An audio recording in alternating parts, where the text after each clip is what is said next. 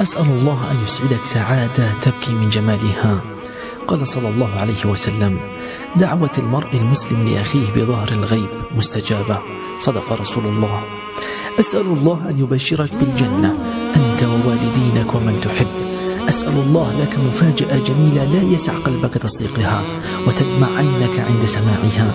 أسأل الله أن يقدر لك الخير حيثما شئت ثم يرضيك ويفرحك به ويحببه إلى نفسك. أسأل الله أن يجعل حياتك أسعد وأهنأ وأجمل من كل توقعاتك. أسأل الله أن يكتب لك في أيامك القادمة فرحة تتغير بها مجرى حياتك. أسأل الله أن يسعدك ثم يسعدك ثم يسعدك سعادة حتى تبلغ منتهاها. أسأل الله أن يرزقك فهم النبيين وحفظ المرسلين. أسأل الله أن يرزقك النجاح في الحياة والعمل والدراسة. أسألك اللهم بقدرتك التي حفظت بها يونس في بطن الحوت ورحمتك التي شفيت بها أيوب بعد الابتلاء يا رب العالمين ألا تبقي لنا هما ولا ضيقا ولا حزنا ولا دينا إلا فرجته وقضيته.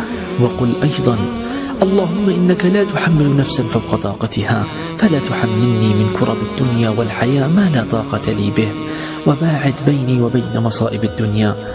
اللهم بشرني بالخير وبشرني بالخير وبشرني بالخير عاجلا غير آجل. وآخر دعوانا أن الحمد لله رب العالمين، وصلى الله وسلم على سيدنا محمد.